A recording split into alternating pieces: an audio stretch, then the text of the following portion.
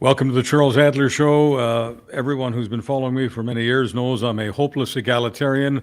We are all the same. I'm not into we're all equal, but some are more equal than others. But there's always a big fat but.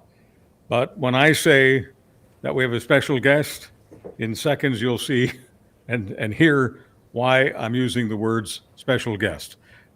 Without further ado, except to say this, I've been given permission, okay, by the guest, my friend, to call her the way I would do off the air and to call her by her first name. Rachel Notley, welcome to the show. Thanks. It's good to be here. How are you? I'm excellent. This is a privileged moment for a lot of us. Look, everyone has been talking to you about all of your political decisions and your most recent decision, and there's no doubt that we'll get into some of that. But I'm always more interested in the personal growth decisions that a human being makes, much more than their political decisions, and I don't believe that any of their political decisions can be terribly wise unless they've laid a foundation for it with their own humanity and their own evolution. So I would suggest that based on the life that we're living in the world right now, where the rule of law is under continuous assault, I want to ask my friend Rachel, what was the context for one of the biggest personal growth decisions she made, which was to attend Canada's Osgood Hall Law School? Well, interesting. So, of course, I decided to go to law school, for a couple of reasons. Partially because I wasn't 100% sure what I wanted to do when I graduated with my BA, but also because I had spent some time working in constituency offices as a constituency case manager for New Democrat MLAs in Alberta while I was doing my undergrad. And at that time, one of the constituency offices that I worked in was about 2 blocks away from the old Gainers plant. And you may or may not know about the story of when there was a massive strike at the Gainers plant against Peter Palkington, who at the time was the owner and also the owner of the Oilers. People will know him from that. And we had a lot of those workers coming into our office during the strike. And we also had, the province was in a recession at the time. We had a lot of building trades workers coming into the office as well who were struggling. And a lot of them had problems with workers' compensation.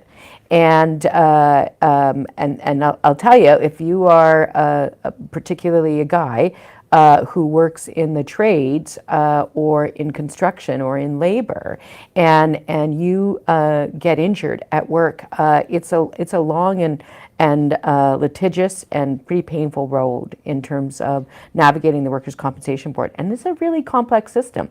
So at the time I was, 21, 22, and I didn't know exactly how to help these folks. And I quickly learned that there was so much complexity to the system that I really wanted to know more about it and to be good at helping people. And so Osgood Hall had a poverty law program, and one of the components to it was a workers' rights section where you could learn sort of the administrative elements of a whole range of systems that impacted on the rights of workers. And so even though I was accepted at a bunch of different law schools, I chose to go to Osgood because of the poverty law clinic. So the motivation wasn't egotistical, it was utilitarian. It was very utilitarian. Yeah, it was very utilitarian. And just because otherwise, I still remember the rundown little constituency office in Fort Road in northeast Edmonton. And at that point, the only tool I had was to call people up and yell at them on behalf of the MLA. And, that only worked so far. What was it like for the Alberta Girl to be in Toronto? Did they condescend, or was there egalitarianism on that campus? Well, I'll tell you something. That was my first real look into the idea of sort of, stratified wealth. I don't think of that as a big deal in Canada, but there is a big difference between central Canada and the prairies. And I used to say, hey, folks, the premier of our province, their kids go to the same high school that's right next door to a you know, an affordable housing complex with kids whose parents are on income support, and everybody goes to the same schools. And yes, I guess down in Calgary there was starting to be a bit of a proliferation of private schools, but certainly wasn't in Edmonton. And we can't, you know, Alberta continues to be really a very economically mobile place, and certainly when I was even in the late 80s, I was surprised by the number of people who would say, "Oh, I went to such and such school and such school," and I'd be like, "Yeah, so why do I care about this?" Yeah, so yeah, it was a bit of an eye-opening experience for sure. Well, Montreal is technically my hometown. I mean, Budapest is the hometown on the birth certificate, but Montreal is where I was raised. And Montreal was certainly very stratified, and Montreal was a classist society. So I fell in love with the prairie as a young person. Calgary was the first place. Alberta was the first place where I was able to turn on a professional microphone. But it was the egalitarianism of Alberta and then the egalitarianism of the rest of the Western Canadian provinces that really made me fall in love with the West and makes me identify as a Westerner. Rachel Notley, I want to ask you about how laws apply today, the contempt for the rule of law. Not asking you to be a partisan NDPer, not asking you to throw rocks at the current Premier of Alberta, not asking you to throw rocks at Donald Trump. I just want to get into your head a little bit about your idea of rule of law, respect for rule of law, the connection between rule of law and democracy, and what's happening right now. Well, I mean, there's no question that, you know, as imperfect as democracy is, it is in fact the best system that we as humans have come up with for the purposes of organizing ourselves and governing ourselves. And democracy as a whole rests on the foundation of the rule of law. And when you start to chip away at it, then obviously the obvious casualty is our democratic system. And you know, you don't have to be a lawyer or a philosopher to really understand that. You just need to sort of think through the problems. I mean, you know, the majority rules, but there are certain rules where the majority don't get to rule. You know, the majority doesn't get to say it's okay to shoot people in the street because we also have rules. The majority doesn't get to say that their way is the right way and minorities don't have rights because we have the rule of law. And so we you know, the two must work together. And so it is very, very troubling to see the disrespect and the flagrant disregard for the rule of law in very recent and current political spheres. And, you know, you mentioned Trump, you mentioned the Alberta government. Those aren't the only examples, but they are two examples for sure.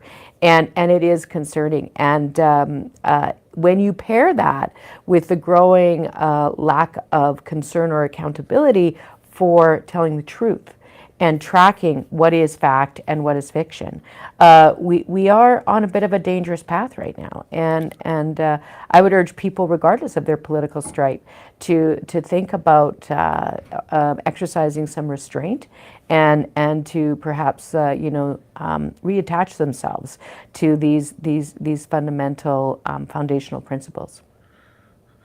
How do you speak to this popularist idea, this populist and popularized idea, a politician lie? The rejoinder is, well, they all lie. What's the difference? So let's just peg this as both-sidesism.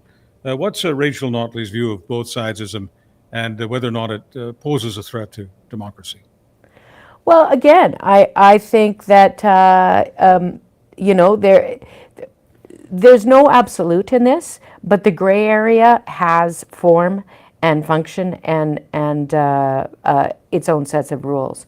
And, you know, the example that I sometimes give to people when I have the privilege of talking for half an hour and yattering on endlessly is, you know, back in the day when I first got elected in the legislature, I remember in, I don't know, it's 2008, 2009, somewhere in there, there was a minister, and I won't bother naming him, but there was a minister of the government of the day who had you know, answered some questions in the House by asserting a number of facts. And then there were some documents that were leaked from a cabinet conversation where it was very clear that he had lied to the legislature about what the government was planning based on the documents and the dates and all those things.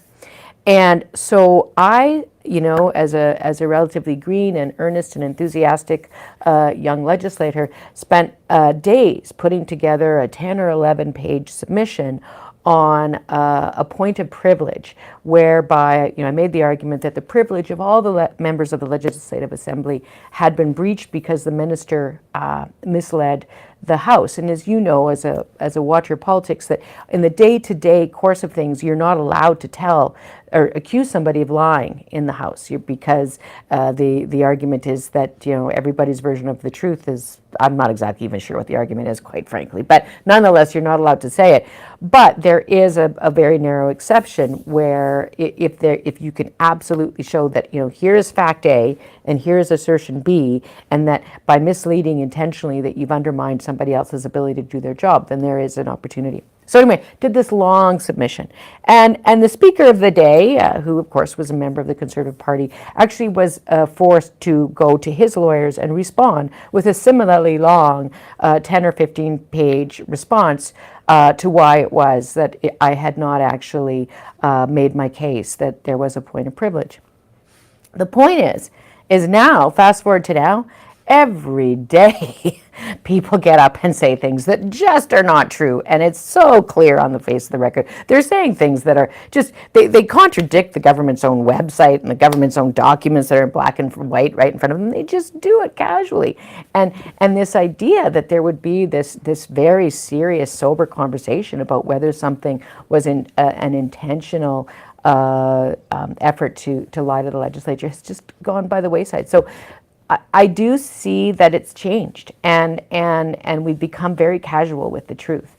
And I don't accept the all politicians lie argument, because I believe very strongly that politicians should not lie. And I believe that my whole life.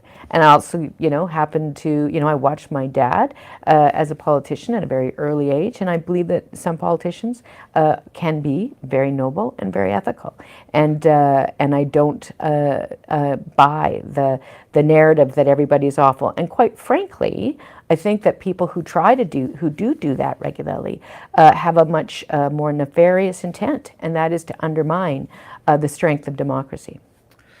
So my father voted Liberal provincially and federally every single time, and one of the safest ridings in Canada for the Liberals, that would be Mount Royal. He voted for Pierre Trudeau. Had he lived long enough to vote for Justin Trudeau, I have no doubt that he would vote for him. But despite the partisanship or seeming partisanship of his votes, his political mind was anything but partisan. And I do remember very, very vividly that there were some politicians in Western Canada that he really admired. There were two of them in Saskatchewan, one being John Diefenbaker, the other Tommy Douglas, and there were two in Alberta. It won't surprise you that one was Peter Lougheed and the other was your late father.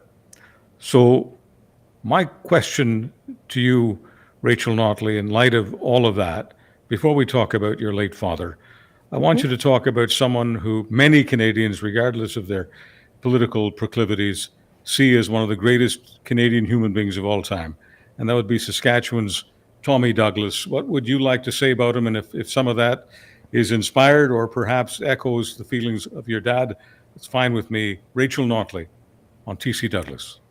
Well, I think that as Canadians, we were also lucky to have Tommy Douglas. He was someone who, coming actually from a religious tradition, who believed with absolute passion and certainty in the value of helping your neighbor and standing up for those without a voice, and in the strength of people coming together and the value of people coming together. And those values are values that I still believe in today, and that I think many New Democrats believe in today. And of course, those are the values that drove him to be so committed to pursuing the introduction of public health care in first in Saskatchewan, then across the country. And so we owe him such a deep debt. And you know, it was interesting. He was just such a tiny little man, really, you know, in terms of stature, but just so incredibly passionate and intelligent and authentic and principled. And so that is the kind of person who I think all politicians, regardless of which political party they identify with, should aspire to be, because that's what public service looks like. And you know, I don't know if I've ever told you the story before, but I, back in the day when I had more time to be sort of in my riding on a more frequent basis before I was the leader, I used to go around to the grade 6 classes in my neighborhood with, I used to drive the Conservatives bananas, but I slowly got all the teachers very excited about it, and they went along with it regardless. And I would read them Mouseland, the grade 6 government classes, and then we would talk about, you know, well, who is he talking about here? Who are the mice, and who are the cats, and how does that apply to what's happening now? And you know, what's your version of that? Anyway, yeah, Tommy Douglas has defined a nation, and it's and I'm so glad to be part of the nation that he was able to help define. So I've written about this before, and talked to my good friend Edmonton's own podcaster Ryan Jesperson about your legacy and what is it that attracted me to you, and it's you know, very much an intellectual thing, and because I don't think we've ever actually been in the same room, but I've followed your career assiduously, and you know, you're a person, and I don't say this lightly, who has a moral conscience. Of course, you've got a personal conscience. I'd like to think we all do. But I think you've got a social conscience that some people talk about, but not everybody walks the walk. And I think that you do. It's incumbent upon me to ask Rachel Notley, where does the social conscience come from? Well, I mean, I think there's no question that those kinds of values, I mean, not everybody gets them from their parents. Some people develop them as their own, you know, they are their own human beings, and they develop them. So I've met some incredible people along the way who perhaps weren't raised in a family that promoted those values, but who came to the movement and went on to live those values in a way that's incredibly admirable. In my case, of course, I was privileged to be raised by both my parents. And so, you know, two stories. One that I did tell back in the day, right before I ran to be Premier in 2015, just as I was becoming leader. And Rick Bell at the time told the story, and it was the one good headline I got from Rick Bell before the election. He still reminds me of it to this day.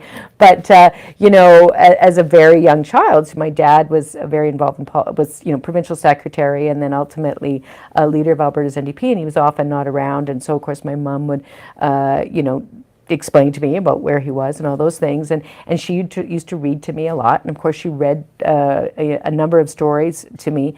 And one, of course, was Robin Hood. And at a certain point, she just basically described, well, your dad is kind of like a modern day version of Robin Hood. He really believes that we need to, you know, take from the rich and give to the poor and make sure that everybody gets their share. And so this was the kind of stories that I got told to me when I was about 4. So it's hardly surprising that I would grow up with these values. But then also, as you know, I always am very clear to add, I mean, my mother as well had an exceptionally strong social justice frame, and that drove much of what she did. She was very active in her church, and she was active in international, as sort of Barry took a strong interest in international relations, and she also believed very strongly in working inside her community, and also really promoted the value of community service as much as my dad did, so just in a different way. And so yeah, so I was, you know, very lucky to get that kind of guidance from pretty much day one. So we've talked about some of the highlights of Rachel Notley's life. Let me just do a bit of a pivot here. You belong to a club that nobody wants to belong to. Your father died in a plane crash. Please reflect. Please reflect. Well, yeah, I mean, what can I say? I mean, that was a surprising and tragic event. I would say, gave me an enhanced sense of the value that people placed on my dad's contribution to the province. I think that not just me, but all of us around him were surprised at the outpouring. Because, and then sort of there was dark humor at the time. It was like, it's really unfortunate that he's not around to see all this because, he never felt like he got that much good media when he was alive. But, it did really imprint for me and those around us how important the work was that he did and how valuable it was to people in the province and across the country. And I think it is also fair to say that had my dad lived, that I may not have gone into politics. The pressure kind of came on me very quickly from people within our, political family to start thinking about going into politics, even though I was only 20 when he died. And so that was, a big thing. And what can I say? It's a formative event in a person's life when they lose a parent at that age. Pardon the use of my bridge. Please reflect. There's nothing that ticks me off more than someone asking someone about a death in the family and then saying, "So how did you feel about that?" I was not going to use that one. Rachel Notley, at the time of your father's untimely demise, did you think that the party that he founded could form government in your lifetime? I think right around that time and probably a couple years afterwards, there was a brief moment where people thought maybe it could happen, because you may recall, it's very interesting. My dad died in the plane crash at the end of 1984, and then March of 1986, which was 18 months later, we went from the 2 seats that they'd had to scrape to get, because even in his last election, my dad only won by about 50 votes. In our riding, and Ray Martin had won by about 50 votes as well. And then in the next election, we won 16 seats, which seemed beyond the greatest possible dreams of so many of us at the time and so many activists. I was again pretty young in the party overall. But when that happened, I think there was a period of time when people hoped that the next step was to get into government. And there was a time in the early 90s, about 91, 92, when polling actually showed the NDP, the Liberals, and the PCs all tied at around 30 to 35%. And so there was that hope. And then what ended up happening, of course, was the NDP dropped considerably, and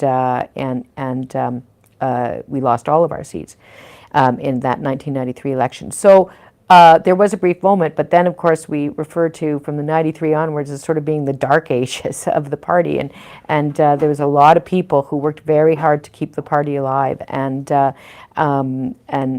thank goodness for that, because they never gave up, and it was that kind of fortitude which maintained the foundation that ultimately, Brian Mason, David Egan, Raj Panu, Pam Barrett, me and Darren Bellis were able to build off of, and it's that, again, that real commitment to the values and the belief in the importance of ensuring that there is a voice for the underdog, that there is a voice for people who otherwise are not used to being able to command a room and command attention in any kind of conversation. And we believed passionately in the importance of that. And so not just us, but I don't know, 500 to 1,000 Alberta NDP activists just wouldn't let the dream go. And so it's not about whether we thought we'd be in government. It was about the fact that we knew we needed to maintain that vehicle for that voice. And then, and that's certainly what drove me to run. I wasn't running expecting to become premier, but in 2008. And honestly, I wasn't really running expecting to be premier until about 2 weeks into the election in 2015. So the NDP is sometimes provincially and always federally has this reputation of, like in federally, they want to be the conscience of Parliament and all of that. And so they're a cause much more than an organization seeking power. Without saying, please reflect on that. I would like to ask you whether in the past years, when you were in the cut and thrust of a campaign and people were saying things about you to disparage you and to disparage your colleagues, surely to God, there must have been times where you wanted to be competitive. Yes, you wanted power just like anybody else. Did you ever feel that this idea that the NDP wasn't really a party about power, but only about a cause? Did you ever feel that was forming an albatross around you and your party and preventing you from going as far as you could? Well, it's a really, really good question. And I will say that it is both a strength and a weakness. And it is, I think, a skill and a craft to be able to navigate it in a way to take advantage of that fact in a way that is successful. So, I think that we can't let go of those foundational principles because we need to have the courage of our convictions sometimes to make decisions that can be hard. And say, for a couple of examples that I would think of in my own time when I was premier was, when I was running to be leader, I committed that we would raise the minimum wage to $15 an hour. And then when I became premier, there was a lot of folks that challenged whether we should do that. But I believed in my heart of hearts, and I go back to sort of that cause kind of perspective, that it was the right thing to do. And so we just pushed through. But there are definitely times when you also have to be pragmatic. And it's I think, for politicians who come from that tradition, regardless of which side of the spectrum they draw their inspiration, it is always a struggle to stay true to your convictions, but to also be pragmatic and responsive, quite frankly, to the people you are seeking to lead and whose support you're seeking to earn.